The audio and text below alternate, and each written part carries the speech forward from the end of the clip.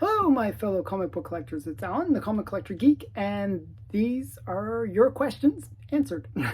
So basically, every week I answer people's questions that they leave on my Wednesday videos. And I got some pretty great questions from last week that I will answer this week. And we're going to start out with Kay Munin, who wrote, "What are your favorite comic series from the 90s? Did you prefer Marvel or DC?" I actually prefer DC. I mainly read Batman within DC at the time. But stranger, I actually collected Malibu comics during the 90s. So I'd read a lot of the Malibu ones. I really liked Mantra, Prime, all those ones. But another series that I really, really enjoyed, again, not Marvel or DC, is Bone. And I just thought it was a great, it's a great series. This is Bone #1, first print. I was quite happy to get this book. Actually, it's kind of a bit of a funny story with this book, actually. So I was telling the guy at the comic shop that I was really into Bone. I really liked Bone. It was on my pull list, but I missed out on the first few issues. And by then, it already had gone into multiple printings. So he said that he got issues 1, 2, and 3 first prints in. So I was like, oh, cool, I'll buy them. And I said, how much are they? And he said, oh, it's like $250 for the 3. I was like, okay. I was like, it's a bit much, but I will do it. I will, bite the bullet and buy the, because I wanted to have the first, appearance.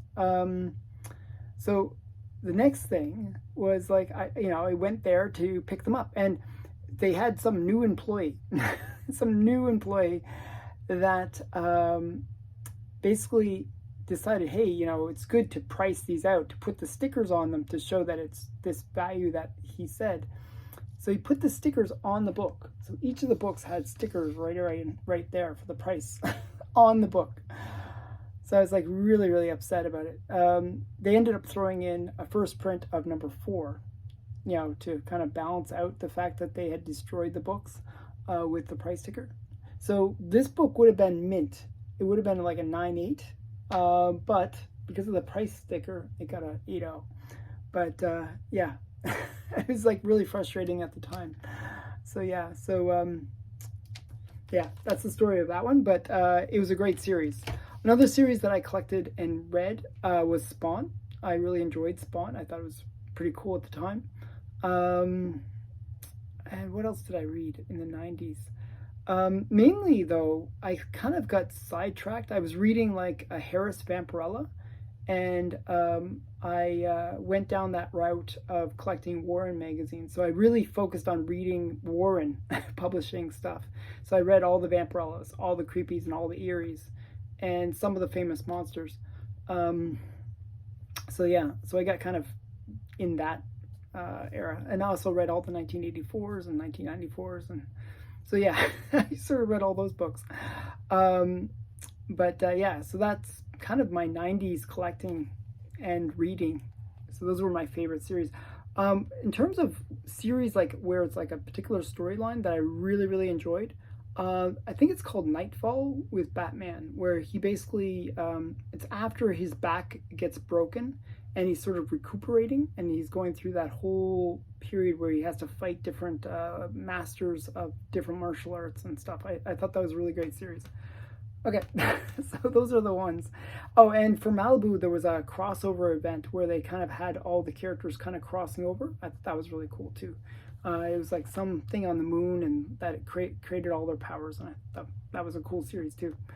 Okay, Comic Meg Musings asked, do you collect any Marvel/Curtis horror magazines? So yeah, so I actually do not really collect them, but I was going for key appearances. So for example, I got this one, which is Vampire Tales, and this is the first appearance of Zatanna. So kind of a cool book. Again, as I said, I collect based on going after first appearances. And then we got Satana, number 7, which is the first appearance of Howard the Duck. So, and these are kind of horror-based ones. So yeah, so those are, pretty much most of the Marvel magazines that I have. I have the complete run of Howard the Duck, though. The complete run of the magazines. So this is Howard the Duck magazine, number 1. And then other ones that I collected just because, as I said, I was going after key appearances would be Savage Tales. I think this is the first appearance of King Kull. So we got Savage Tales of Conan the Barbarian. I believe it's number 2, but I'm not sure. I believe it's number 2. Maybe it's number 1. I could be mistaken. Number 2. That's right. Okay. It says number 2 on the back. So yeah, number 2. And then these aren't really horror. I know it's not horror, but yeah, we'll just pretend it is. And then we got Savage Tales number 1, which is the first appearance of Man-Thing. Sort of horror-ish. So I'll pretend that these are relevant to your question. I really didn't collect that many magazines other than Warren. I was really focused, as I said before, mainly because I saw Marvel and DC as being more comics. I didn't really think of them as being horror or being magazine format until later. Like these I got much later in life. Like I didn't really collect them until recently. So I would just go after the key appearances. So really I didn't get into the horror for Curtis or Marvel. But there are some cool books in there that I should get into, but haven't yet got into those. Okay, next question comes from Black Boxed Silver and Bronze, Joe. He wrote, on your Sunday show you mentioned you referred to the Bobby Blue auction. What is the Bobby Blue auction, and who is Bobby Blue? Okay, actually on Swaggle House, he did a really great interview with the people that actually bought the Bobby Blue collection, which was Flip Mode. He interviewed Flip Mode. And basically the Bobby Blue collection was a collection that was held by this one owner. I believe he was in banking, and he basically amassed a massive collection. But they're not in super high grade. I would say mid-grade copies, which is why it never got the pedigree. But on the CGC slabs, it will denote it as being from the Bobby Blue collection, which is weird, but that's how it is. It's not a full pedigree. It's kind of a weird pedigree. But Bobby Blue, as I said, was this guy that had this massive collection, and it was bought by Flip Mode. And it's a pretty intense collection. It's mostly Golden Age books. It includes like complete runs of like Marvel Mystery and Captain America and a whole bunch of pre-code horror. It's a pretty massive collection, and now they're sort of selling it slowly on Comic Connect, and it's a pretty big sale. There was like Startling Terror Tales that went for like 30,000. There were some pretty big books that went for record prices. So that's the Bobby Blue collection. It's considered to be $1 million collection. It's probably actually more than that. I think that's how much they paid for it, but they'll probably get maybe 2 to 3 million out of it. I actually think there was some pretty big books like Sensation 1 and stuff like that in there as well. But the grades were not necessarily as high as what you would normally see in a pedigree collection. So that's why it only got from the collection of Bobby Blue. So that's Bobby Blue. There's not really that information about them. Even when Flip Mode met with the family, they're pretty, there was very few details being discussed. I think they kind of wanted to keep their privacy. So yeah, so that's the Bobby Blue collection. Next question comes from my friend Stephen Gettner, who is a Stepify. When did Supergirl get her red dress, or her blue dress, which is right? Okay, so Supergirl, and actually I had to do a lot of research on this one. It was pretty crazy. So most of this video is actually going to be dedicated to Supergirl because I did a huge amount of research on Supergirl. Okay, so in her very first appearance as the Supergirl we know was actually in this book. Not this book. Sorry, grabbed the wrong one. This book. Let's grab the right one. This is Action Comics 251. And the reason I say this is her first appearance, and I really use that word loosely because it's an ad where they have her featured in it. You see her in the same, like, one sec here, let me get the other book for her. One sec. So the ad looks like, of course it's on the bottom. Always put things in the wrong spot. Okay, so the ad looks very much like this, okay? Some of the word bubbles are slightly changed, and the way she looks is slightly changed.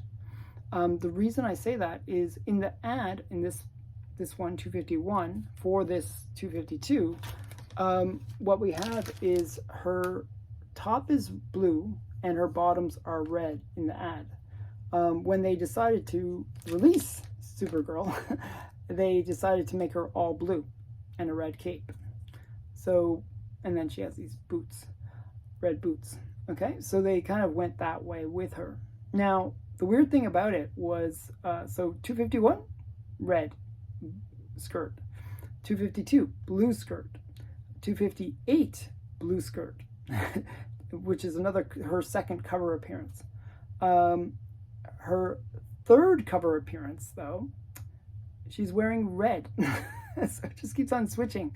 So it goes blue, blue, red, and then it's blue pretty much all the way from then. But there was points that are kind of different, and I got to get into that. So with Supergirl, there was actually a few tryouts that happened, like sort of prototype Supergirls. The very first prototype Supergirl, she's not wearing any of those things. This is it here, where we got Superboy, number 5, and this is the first appearance of the prototype of Supergirl. And it even says Supergirl. This issue, Superboy meets Supergirl. Okay? And you can see, she does not look like the way we know her today. So this is the first prototype. And then later, they came out with a second prototype. And these are like, so that was 1949. This one was 1958. So the first appearance that we recognize is from 1959. So this is the year before. But look at this one. She's wearing her red bottoms and then blue top, which, so it's like her costumes are all over the place. So this is featuring a 3-part novel, The Girl of Steel. Okay? And, you know, we got a Supergirl, a prototype, another prototype. So kind of weird stories that they have for these. But most of the time, we will see her in these kind of costumes where she's all blue. Now, Supergirl's costume keeps on changing. And pretty much most of the 60s, she's wearing blue. However, in the 70s, she got her own comic, Supergirl number 1 from 1972. And again, we change up her costume. So we got now the blue top and the red kind of like underwear, like you know, red trunks, I guess. And this is her style that she wears in this series of Supergirl. However, there's like a whole bunch of times where she changes costumes. Like her costumes like change almost like daily. It seems like it's just all over the place. She goes in the 80s, it's red. In some of the 70s ones, it's blue, but in others, it's red. She also has very different designs. Like there's one where, like Adventure Comics number 409, you got to check that costume out. It's like very sexy costume. It's like a one-piece kind of slit down the side and it's just very sexy one. You know, she has all these various costumes that she goes through, and so there's no real consistency with her costume. In Action Comics 500, which is an Infinity cover actually, she's wearing a red costume, red bottoms. And in Adventure Comics 381, which is her first solo series, or first solo story, I should say, she's wearing her blue costume. And in Adventure Comics 397, we actually see her kind of like looking at a whole bunch of different costumes that she wears. She wears like a whole bunch of different ones. And in that, they're all blue. So all over the place with these costumes of hers. The most famous or most iconic cover for Supergirl is The Death of Supergirl, which is Crisis on Infinite Earths. And in that, you know, you see Superman holding her, and she is wearing the red skirt. So just all over the place with Supergirl's costumes. I don't know why, but that's how it is. It's like all over the place. Even today, they still haven't decided which costume to go with, and I'm going to show you an example of that. So these are this is from these are like really modern comics. So we got Supergirl, right? And you can see that she's wearing the blue bottoms. And then we got the swimsuit edition where she's wearing the red ones. It's a little bit more sexy one, but yeah. So it's just funny that they have, and this is like, so this was Supergirl 33, and this is Action Comics 1046.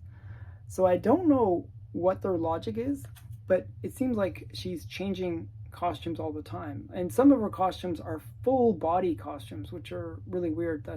There's not really flattering even.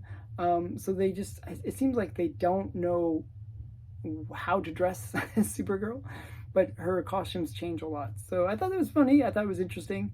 But if you want to get Supergirl's first red bottom costume, you have to get issue 262, and that's the Action Comics 262, and that's her first costume where it's the red bottom. And it was probably a mistake because most of the ones after that were all blue costumes.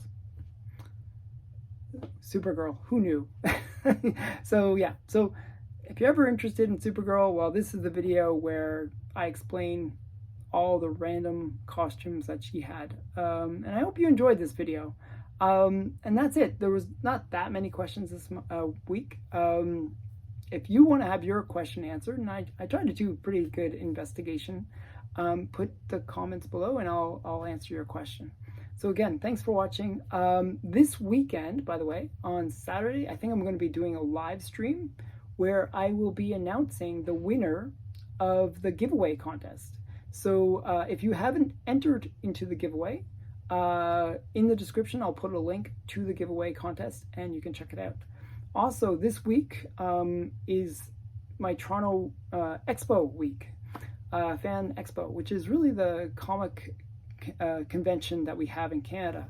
So yesterday I posted what I brought to the convention to trade, and tomorrow I'll be showing what I actually got, all the books that I got. Now I got a ton of books, so I felt like I had a big stack when I left with all the books that I brought, and then when I came back I had an even bigger stack of books. It was kind of funny how that worked. On the weekend will be the first interview from artists that I met at the Toronto Comic Con, and those I'm actually going to be running those for the next 8 weeks because I filmed that many interviews at the Fan Expo, and they were pretty great interviews, so you got to check those out on Saturday. And then after that I will be doing my drawing as well, so lots of stuff happening. So again, thanks for watching. Bye for now.